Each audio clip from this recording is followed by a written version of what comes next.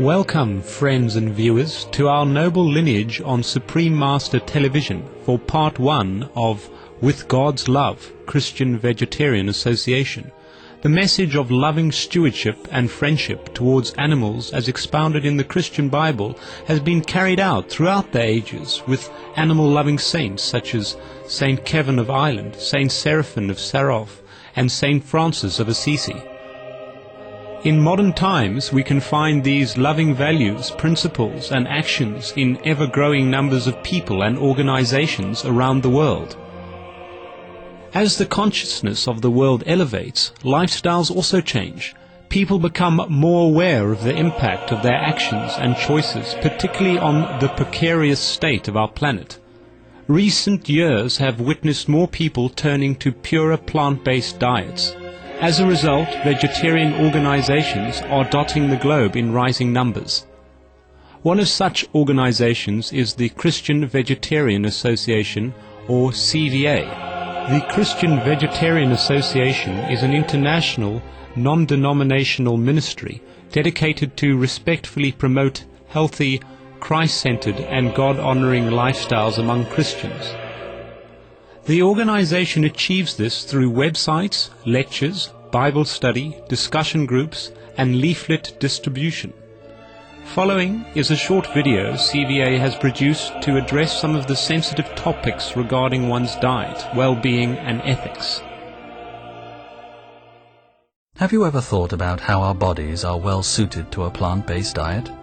After all, Adam, Eve, and all the creatures in the Garden of Eden were vegetarian. However, most of us eat lots of animal foods laden with hormones and antibiotics and high in saturated fat and cholesterol. Research has shown that animal foods are largely responsible for modern epidemics of heart disease, obesity, diabetes, and certain cancers.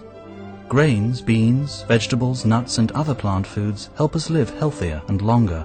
Everything belongs to God, and we are called to be good stewards of God's creation. Yet factory farming causes great misery for 10 billion land animals per year from stressful crowding, painful mutilations without pain relief, and denial of all the natural behaviors God designed animals to have. We Christians are called to be loving and compassionate. Please contact the Christian Vegetarian Association to learn how you can help yourself and the world by choosing tasty, nutritious, plant-based foods. The Christian Vegetarian Association of the United Kingdom was started in September 2004. Members of the Christian Veg for Lent team realized that the time had come to expand the aims and endeavors of Christian vegetarian advocacy beyond the limits of the Lenten period. Throughout the Christian calendar, the CVA encourages and supports all Christians, irrespective of their denomination, to be caring and considerate towards every one of God's creatures. They see the plant-based diet as a reflection of their faith in God, who is essence of love, kindness, and peace.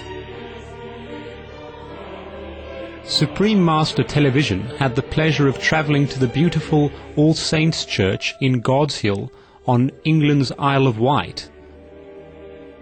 There we met with Father John Ryder, an Anglican priest and spokesperson for the organisation. All Saints Church is one of the most photographed parish churches in the United Kingdom and houses the biggest medieval auditorium on the island. It was in this beautiful setting that Father John told us more about the Christian Vegetarian Association of the United Kingdom and its noble, compassionate message. The main point of having a Christian Vegetarian Society is to put forward our belief to our fellow Christians that it is not only acceptable but really our duty to be vegetarian. So many Christians find it this difficult or think it is peculiar or unchristian. We are saying no, it is actually what the Bible tells us we should be doing, and it is also because of our concern for the planet what we should be doing. Because of global warming, obviously, yes, the connection with the meat diet. That is one of the important added extras. But mind you, whether it be global warming, health, or for the sake of animals, I don't really mind, provided they stop eating meat. Of course, of course. Each and every one of us has a vital role to play in the climate crisis that we are now facing.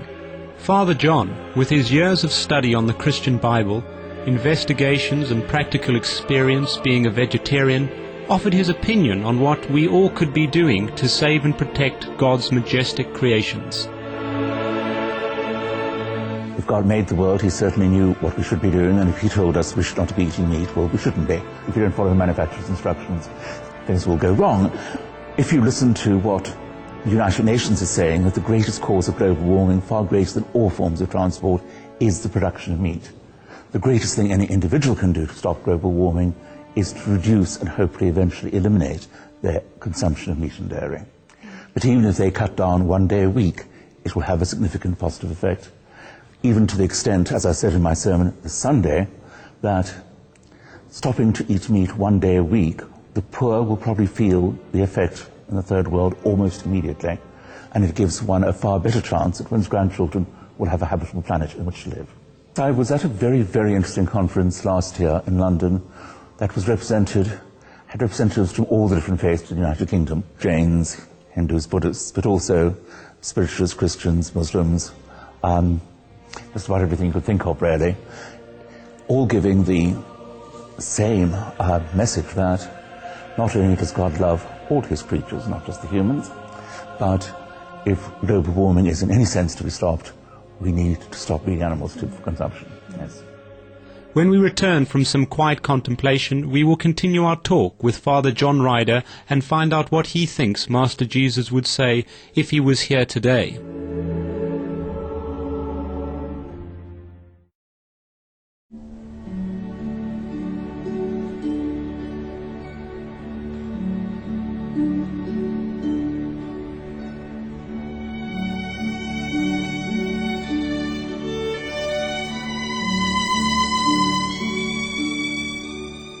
Welcome back to our noble lineage for our program on With God's Love, Christian Vegetarian Association, and our talk with Father John Ryder, Anglican priest and spokesperson for the organization.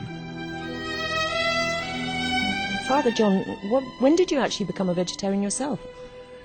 Both my wife and I had started thinking about it before we got married, but we decided to finally become vegetarian and we started to organize our own food when we got married.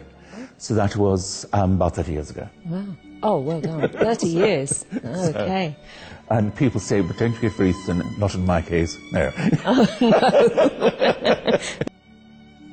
Father John believes that Christians are called to have compassion for all of God's creation. He reminds that an essential part of following Christ means being willing to forego comforts and even to suffer, if that prevents or alleviates suffering for others. The direction that God intends for us goes back to the original ideal that all creations, especially humans, were intended to be herbivorous and fruitarians.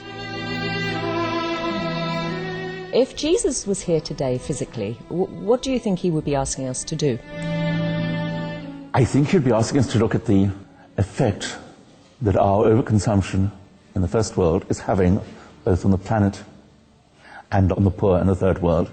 And that would require, even apart from what I believe his love for all creatures, even the animals, that requires us to give up eating meat for no other reason but to slow down global warming and to provide enough food for the poor in the third world. By following the example of Lord Jesus, Father John states that implementing peace through tolerance and understanding of other faiths is a job for all of us to take part. The Christian Vegetarian Association believes that the adoption of a caring, healthy, cruelty-free, plant-based diet can be the most vital means of alleviating world hunger and creating a more ecologically sound and harmonious society. And do you think that actually switching to this diet would accelerate peace amongst all nations and faiths? Yes, I think so, because if nothing else, majority of the meat produced in factory farms and slaughtered in commercial abattoirs has huge amounts of hormone levels in them, which does not local peace in anybody's life. Most certainly the health benefits are very clear. Yes. Vastly less incidence of cancer is one of the largest issues in that, apart from also a far lower level of incidence of cardiovascular disease. Are the things that are scientifically incontrovertible in the advantages of following a vegetarian diet.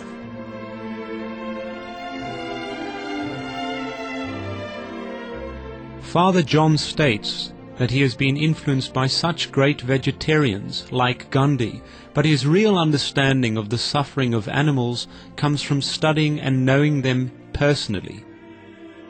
He described how in reading certain script passages, such as Genesis 1:29 and 1:30, took on meaning so obvious that he wondered why everybody did not notice.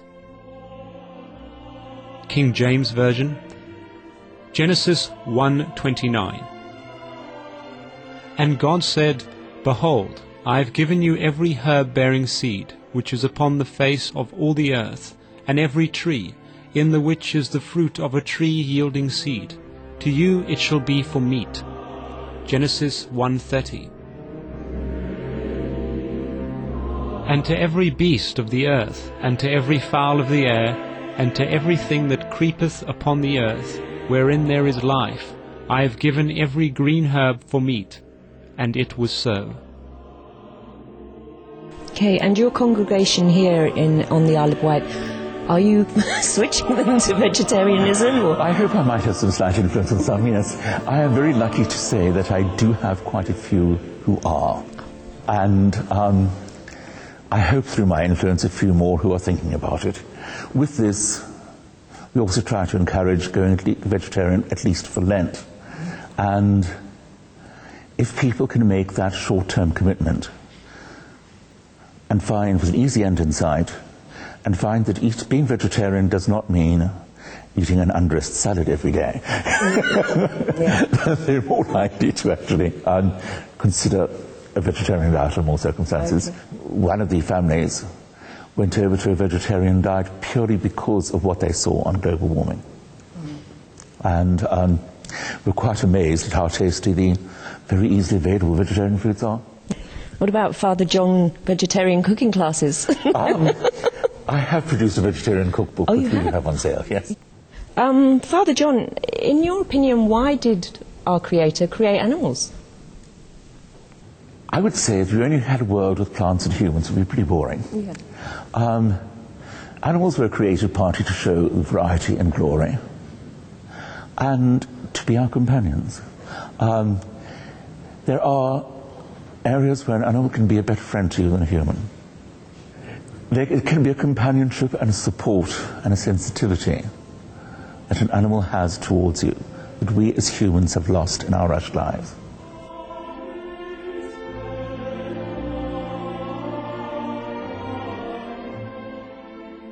Gentle-hearted viewers, we enjoyed your presence for our enlightening interview with Father John Ryder, spokesperson for the Christian Vegetarian Association of the United Kingdom. Be sure to join us again next week on Our Noble Lineage for Part 2 of With God's Love, Christian Vegetarian Association. May these thoughtful messages from our esteemed Christian brethren inspire kindness and noble sentiments towards all of God's created fellow beings. Coming up now is A Gift of Love, simple and nutritious cooking with Supreme Master Ching Hai. Wishing you a blessed new week to come.